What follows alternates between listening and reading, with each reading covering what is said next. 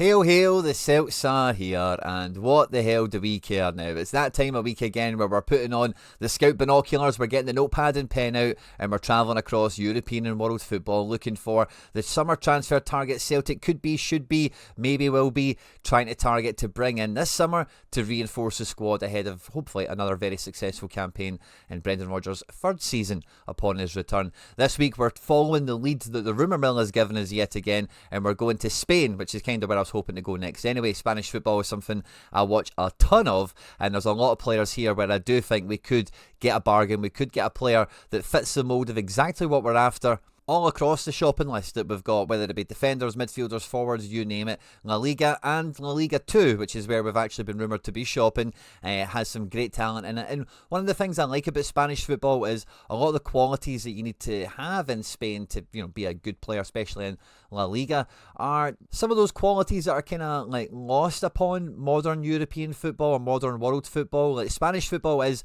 a bit slower if you watch it, but there's a bit more grit in it, there's a bit more bite, as well as having that flair, that finesse, that kind of in-game IQ that the Spanish are famous for. So I think there's, if you go looking, there's some real nice, well-rounded, hybrid type players that can do really both sides of the game super effectively. At any point in the video today as we look at Spain, if you do laugh, you learn, you like something or whatever, please do like and subscribe to the channel for more content like this. At the end of this video as well, we'll be linked up to the playlist for all the other videos we've did in this series in case this is the first one you've caught. We've already looked at the domestic talent we could look at in Scotland, as well as France, Belgium and Germany as well. So we're doing a nice kind of European sweep here. We'll be covering the J-League, MLS, a bunch of other European leagues as well. So if you do enjoy this content, hit that subscribe button for more, of course.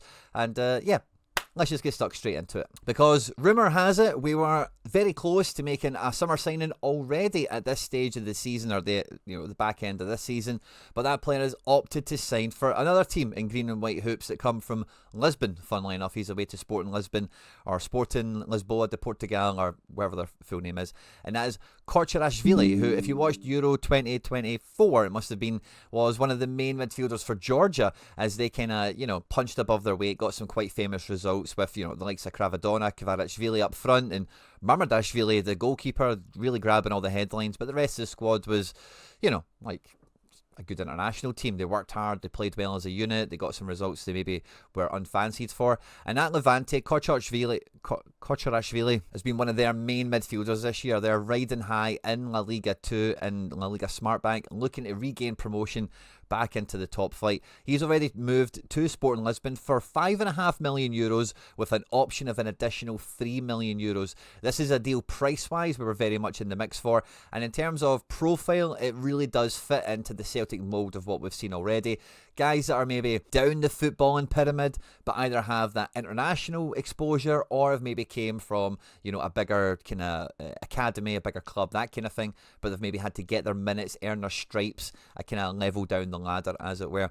So this is an opportunity missed, I think, at 25 years of age. A hard-hitting midfielder with a bit of an eye for a pass would have been a great asset and would have really fixed a lot of problems that we have in midfield. This is a profile, this is a position in the squad that we do desperately need to fill, and I've spent a lot of time and a lot of attention on this series focusing in on this type of player. In the episodes so far, I've had some really good picks, is probably the best way of putting it, but there's players around already that fit this mould that price-wise maybe aren't too dissimilar, profile-wise certainly in the same realm, and if this is, the sort of level we are pushing for, I'm a bit more hopeful again that some of the targets in defensive midfield or midfield in general that we've laid out in this series could be on the shopping list, as well as there's one or two in this video also. But we're gonna flip the script on what we've did with France and Germany, where we started in the top tier and then moved to see if there was anyone in the second tier that could fit the bill. This time we're going to kind of reverse it, since we've started with the rumour mill leading us to La Liga 2.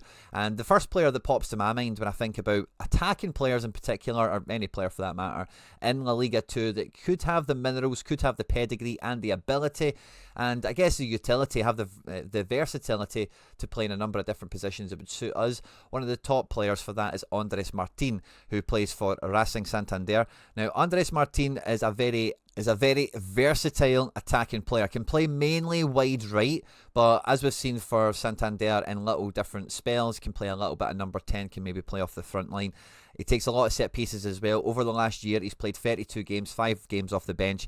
He's got 15 goals, 13 assists. This guy is nippy. He's quite quick as well. Got a little bit of that Spanish electric pace. And as you can see here, if you've been watching this series, these statistics and these graphs will start to have more and more impact on when you see a guy that really jumps off the page as being very proficient. Now, this is in La Liga 2, not La Liga, so there is a bit of pinch of salt to be taken here. But this is a guy that is super prolific. Game after game, being involved in goals, win, lose or draw really. He has been a one-man attack, it feels like. And like I say, he does take set pieces. He is a decisive base player who is a former Spain under-21 youth international, now at 25 years of age, really coming into the peak of his career. His contract does have a decent length of time on it. It's up in 2028, but valued at 3.2 million, let's call it 4 million euros. This is a guy that if we are going to be shopping in La Liga Smartbank and La Liga 2, this is a versatile forward that, you know, would be jumping at the opportunity to come and play Champions League football, win medals with a team like Celtic, play in European football, etc. With his versatility, could fit into a number of different positions, but equally because of where we're finding him in the footballing pyramid, isn't the sort of transfer that is going to upset the apple cart. We sign him and it's like, I need to play every week, or toys out the pram kind of thing.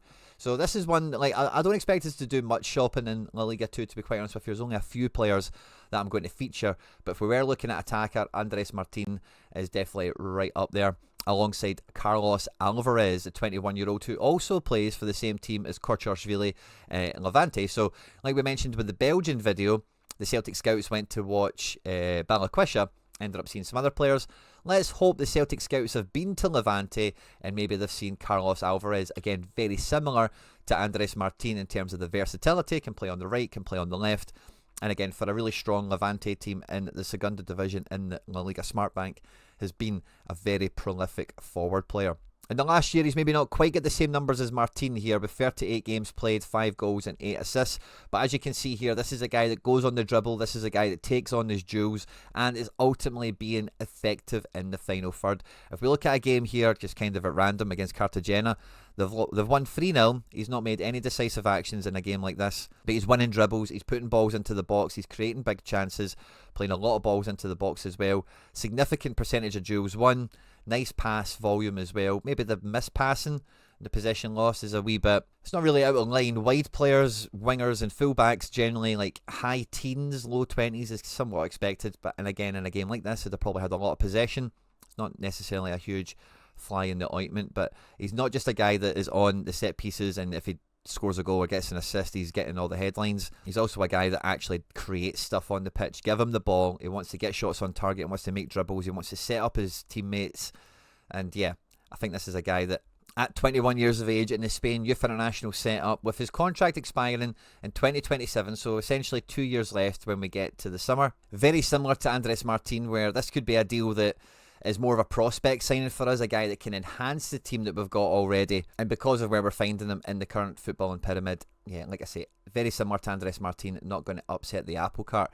If we are going to be looking in La Liga 2, in La Liga Smartbank for a midfielder similar to Kcher Villi, I would be quite interested in someone like Nicolas Castro, who's currently playing at Elche. Elche wear green and white, which is fun. And Elche is one of the stadiums in Spain I went to visit a few years ago. It is a good wee trip if they're playing Barca or Real. I do highly recommend it. But they kind of find themselves on troubled times at the moment. They're in La Liga 2 and La Liga Smartbank. He's played 25 games in the last year, 4 goals, 3 assists. He has a little bit of attacking prowess here, but he's very much a traditional Argentinian midfielder, attack midfielder as well, but a guy that really, throughout his time in Elche, as well as in Belgium, has shown himself to be a well-rounded midfielder, good at tackling, good at reading danger, but also has a little bit of guile, a little bit of attacking prowess to his game. As we've seen at the top of his kind of recent form here, he's played a little bit in attacking midfield, and they've actually stuck him up front in a game recently. Now, Elche don't really have a good squad, their squad has been quite wonky for the last little while, and I suspect this is more a square peg in a round hole rather than an optimization thing. At 24 years of age, his contract is up in 2028, and again, a guy that's not really been like well touted or well renowned across European or international football, but previously when he was in Belgium, his transfer value was close to double where we find it at the moment. When he was in Belgium, having came from Newell's Old Boys over in Argentina. And I say this is a guy with maybe a wee bit more versatility than I'm giving him credit for. It looks like he can also play a little bit out wide left. But this is a guy with a hard work ethic that isn't a one-trick pony necessarily. But I do think like these are just some of the kind of footnote players that I would look at, like if we are shopping in the Segunda Division. Now, I actually thought whenever we were going to come to Spain on this series, the first player we would be chatting about is Raul Moro. Now, Raul Moro is a player we were closely linked to signing in the summer transfer window. I'm not too sure if it was on his way out of Lazio to Valladolid or if it was since he landed at Valladolid from Lazio. But this is a player that we were very much looking at, and it was a guy that genuinely I'd never really paid much attention to. I'd seen he was at Lazio. He played at another team in Europe as well. It's quite a decent setup. We'll see it when we look at the transfer marked page. But I've been paying close attention to him ever since I've seen the links. I don't see Real Valladolid too often, but when I do, Raul Moro has been the number one player I've been watching. Now, Valladolid actually have another pretty handy player on the other side of the pitch. He's a little bit older and less likely for us to go after him. But one thing I can tell you from watching Raul Moro and the fleeting appearances that I've seen him catch so far is Valladolid are bottom of the table. They are stinking at the moment. So this isn't really a huge knock on his potential. Interestingly enough, Jota actually spent a bit of a time on loan at Real Valladolid, where I managed to watch him play before he eventually ended up signing for Celtic. But watching him, and I'm just looking at this trying to think what games I watched, I definitely seen him against Valencia, and I think I would have probably seen him against Sociedad, because these are two teams I watch quite regularly. But there was one a wee while ago. Yeah, was it maybe no, it might have been this. No, was it maybe this Valencia game? Real Madrid? No, I didn't play Real Madrid. I forget. I've watched him a couple of times, and there's one thing that, this guy looks like a Celtic winger. I think in image, if we look at his picture again, it does look like a little bit of a crossover between like Kun and Jota in a weird way. And when you watch him on the pitch, he's got that same kind of fleet of foot, that same kind of burst of energy, directness, trying to take somebody on and then play a ball into the box, take a shot away. I can see why the scouts have been attracted to him, and from what I've seen at Real Valladolid, he would very much fit the mould of the Celtic wingers that we've got. Versatility is maybe a bit limited. I've mainly seen him play on the left. But he's a Spain under-21 youth international ranked currently. He's having a €5 million transfer value. He's only recently just joined Valladolid in the summer, of course. His contract expires in 2028. A right-footed left winger with a bit of international pedigree, formerly of Lazio as well, and prior to that, Barca. So a guy that, again, has like a really strong youth academy pedigree here, has a little bit of youth international qualities as well, and similar to Kun, similar to Jota, has maybe not quite found himself on the scrap heap, but isn't one of the highly heralded talents of emerging European football, but does have the minerals, does have the ability, and given the right stage and the right environment, could very much move on, kick on a gear. If Valladolid do get relegated this year, he will be on the move again.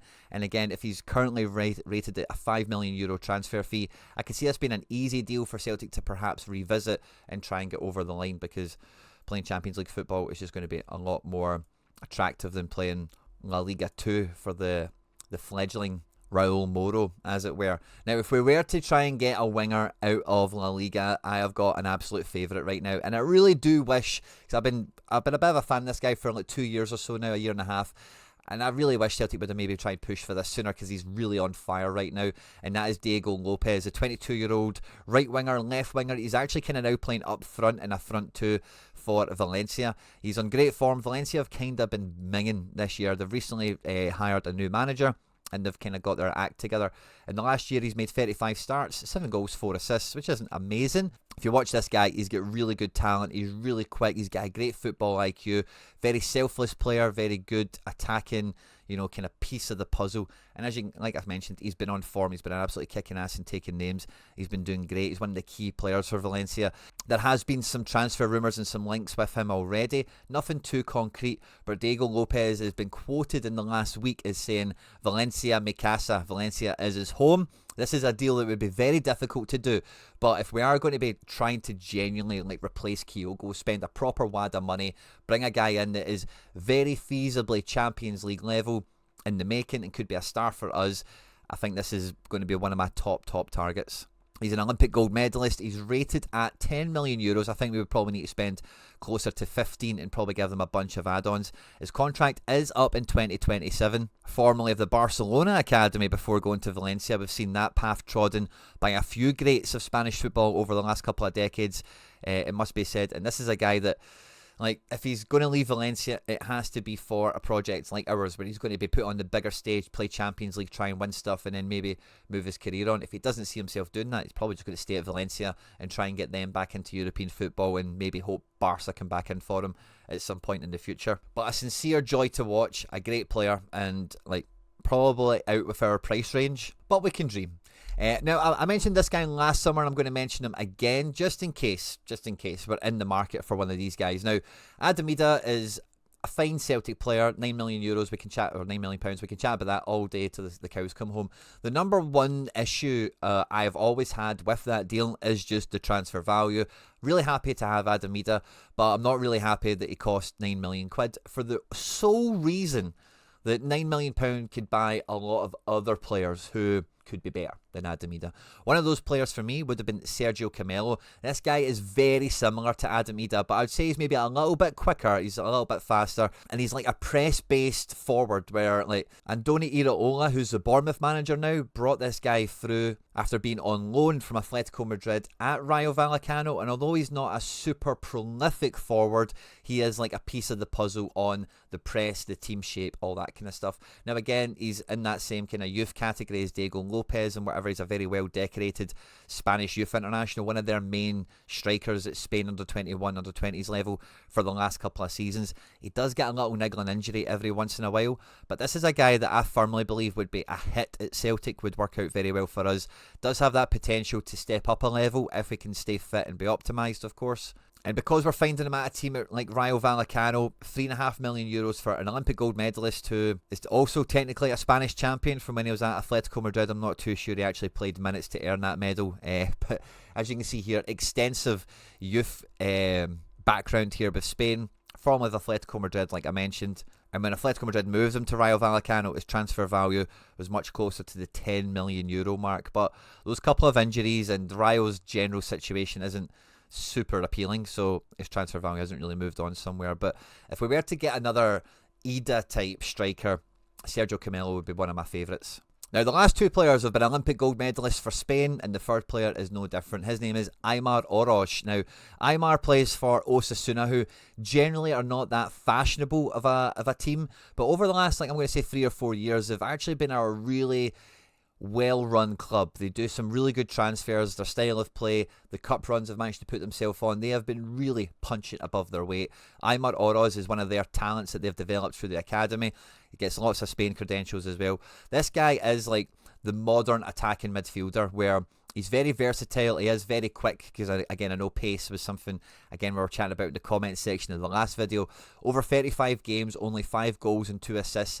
Kind of tells you that he's not a super creative, influential attacking midfielder at the moment, but also does kind of highlight and show Osasuna. They're kind of like the Sam Allardyce Bolton, if you like. You know, they've got a few kind of mavericks, a few kind of stars, but the team is built on a solid goalkeeper, a really solid defence, and not losing games. Can you win the game kind of thing? So he has moments where he can be a match winner, he can be influential, but I wouldn't say he's shown that he's super talented enough to be the maverick, be the star for Osasuna, although he is one of their key players, one of their prized assets as well. But like you can see here in La Liga, he's very much of the level. And one thing I love about La Liga for Celtic shopping is that so many of La Liga are European level clubs. And of course you can look at all 3 of the European competitions to see how well so many of these clubs do season on season. So to be, pitted against them week after week, and more often than not having a good game or not being bad, certainly, I think Aimar Oroz is a guy that, like, if we're not to replace Hatate necessarily, but it's more that Hatate position in the midfield where the guy is going to do both sides of the ball, win the ball back, be clever positionally, but is a forward-thinking player, is going to drive into the final third, is going to link up with teammates, and is going to make things happen. On top of his Olympic gold medal, he's won the Spanish second division with Osasuna as well. He's rated at €15 million, and a big part of that is down to his importance for the Spain youth national side here.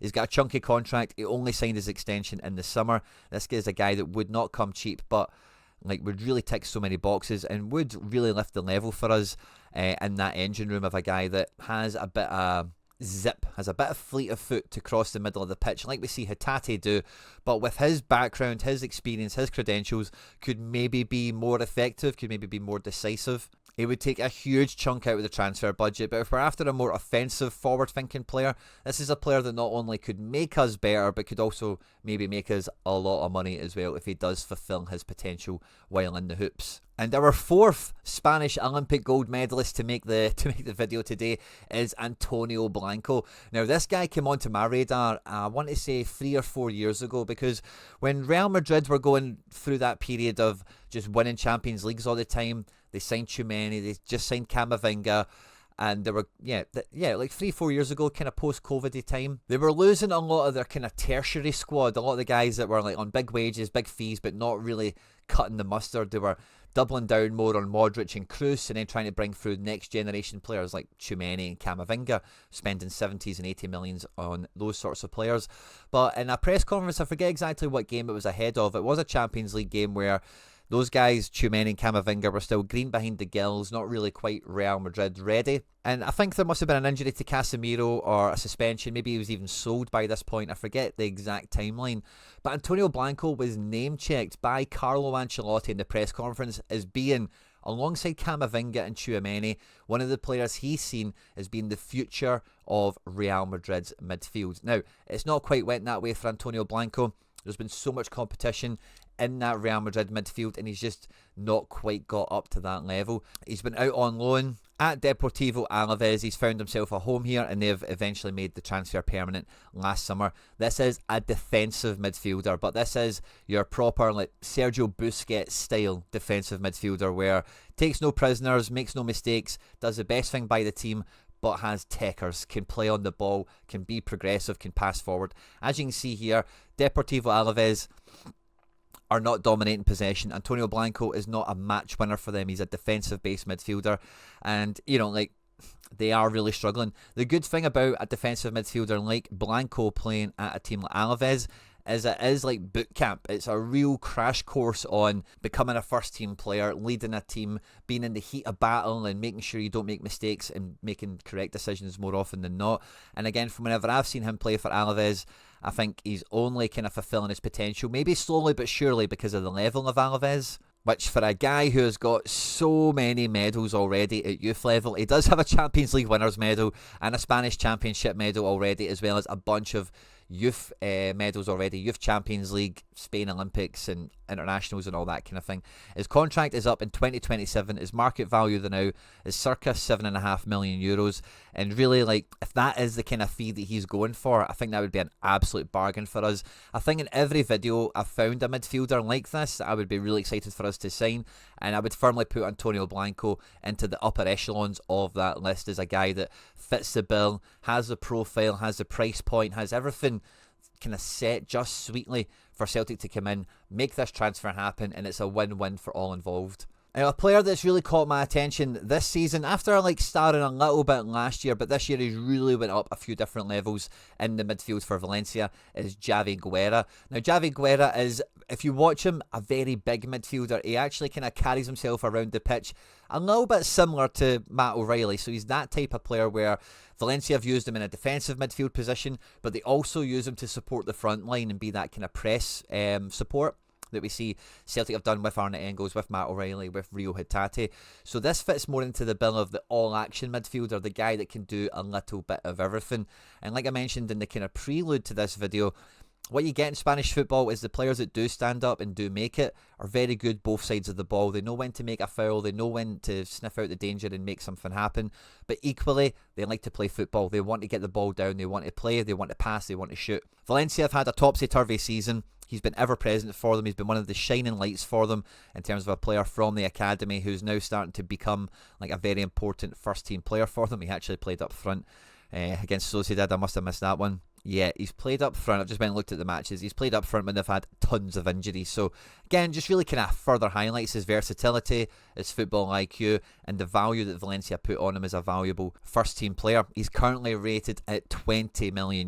Now, this must have been updated kind of recently because he was not rated €20 million earlier this season. It's taken a big jump earlier this season. and I don't know why that is. I don't think there's been any transfer links for him.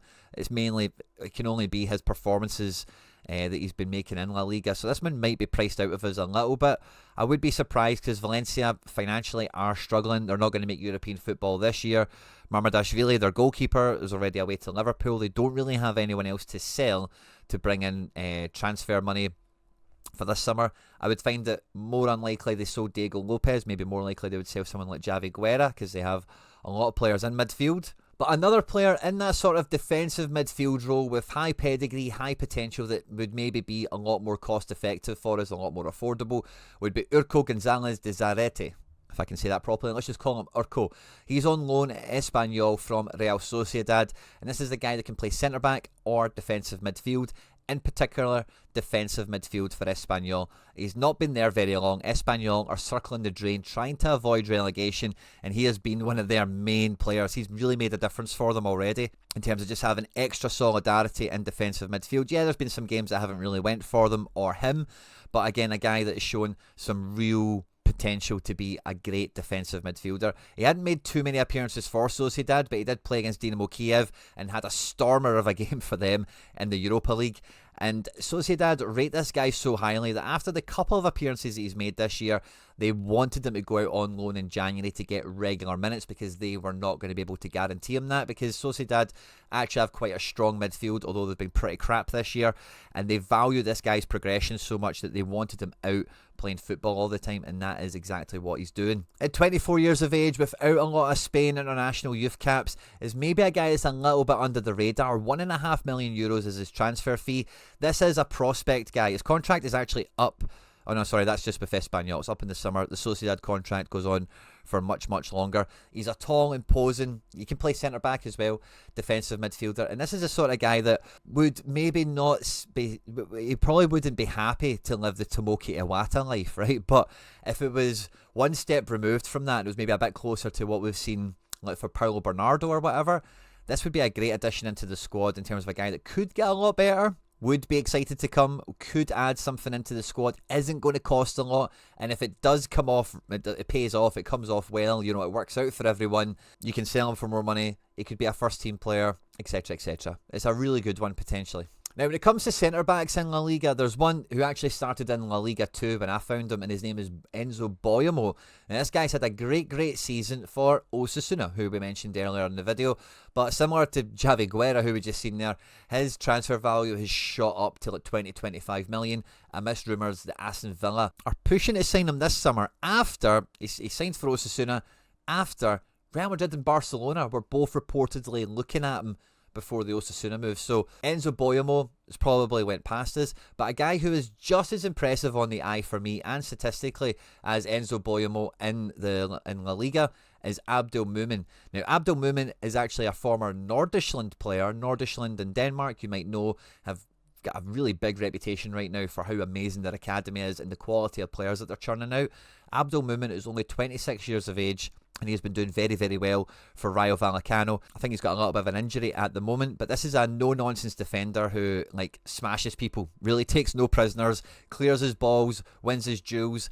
His passing out from the back is okay, it's pretty good. I'm not going to say it's amazing, but this is a proper big defender that is not shy, takes no prisoners, and as we can see, has played Real Madrid, Barcelona, Atletico Madrid, a lot of these bigger teams in Spain with a good degree of success, as Vallecano have really punched above their weight this year. He has been one of the main contributors to them really having a better season than you would have imagined coming into the campaign. It's been a long day, guys. Sorry, I'm starting to trip over my words. But Abdul Mumin is currently rated only at €5 million compared to Enzo Boyamo's €20 million.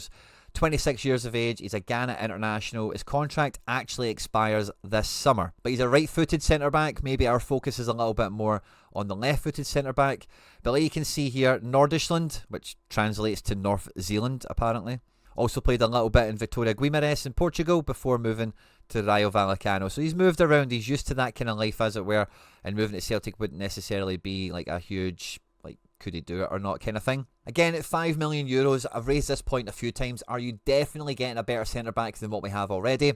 No, you're probably not. But is he a very good centre-back for that price point?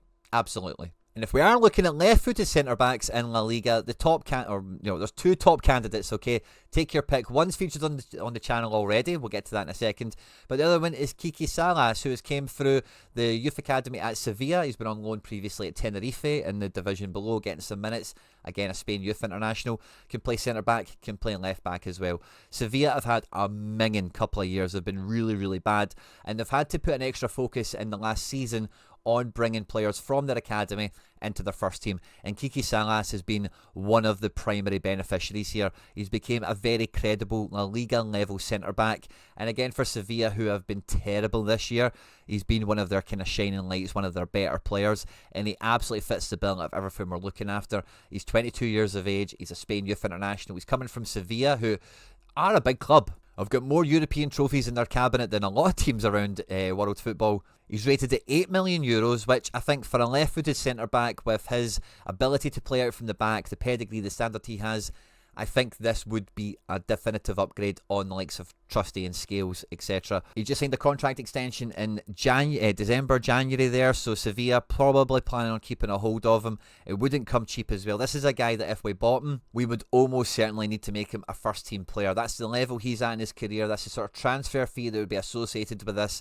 And ultimately, all things being equal, you want the best players to play. And I think from what I've seen, this guy has a clear potential to be our best centre-back, our best left-footed centre-back. But my number one candidate for this position for the last couple of seasons, especially when we talk about actually spending proper money, because this guy has never been out there as a cheap bargain basement player, made a name for himself playing for Andorra, Gerard Piqué's team in La Liga 2 a few seasons ago before moving to Las Palmas. He's a former La Masia, Barcelona graduate. His name is Mika Marmol. And Las Palmas have been doing halfway okay in La Liga this year. You might know, of course, we're calling them Yas Palmas these days with Scott McKenna and Ollie McBurney in their ranks, as well as a few other guys that are maybe better known than those ones, European type players and whatever. They've been doing okay, but they're not doing any big shakes. They're not doing fantastic. So defenders, he's going to be conceding a lot of goals. Statistically, it is going to impact his ratings.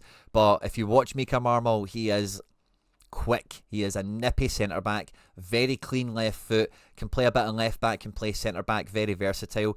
He's maybe like on the small side for a centre-back, and maybe not quite quick enough to be definitely a left-back. He's in that kind of space. So he's not really jumped off the page for a lot of scouts and for a lot of clubs around really the rest of Spain or the rest of European football. Like, oh yeah, he's going to be our future centre-back, or he could be a great left-back.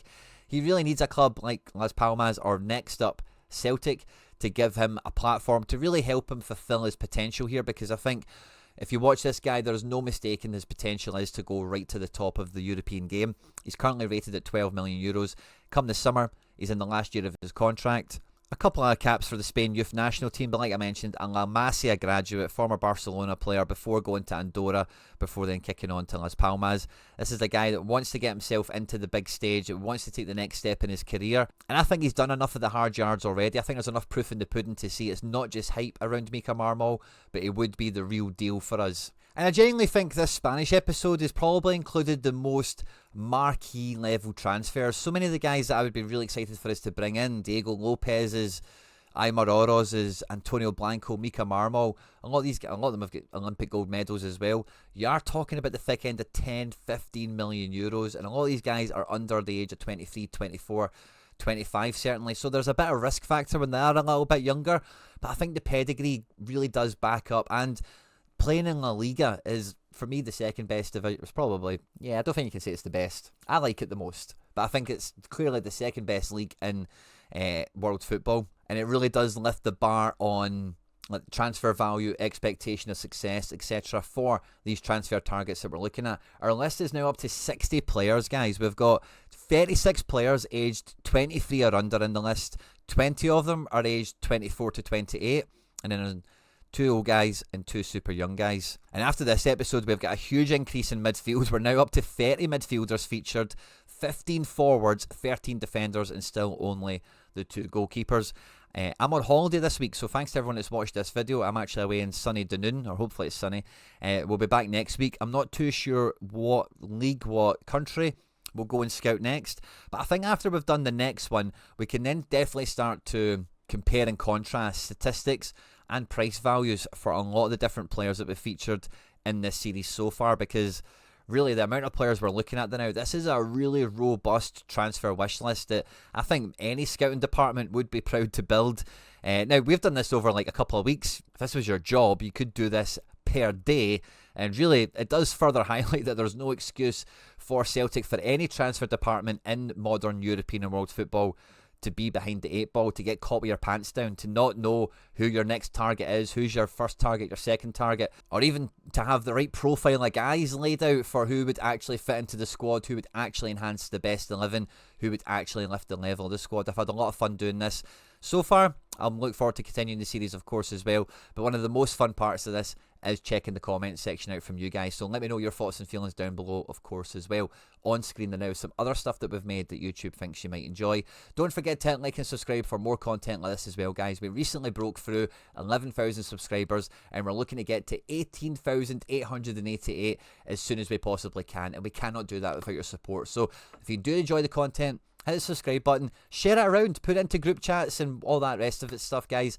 It all makes a big difference to growing the channel. It really does mean a lot. Enjoy the rest of your day. Hail, hail, and on the hoops.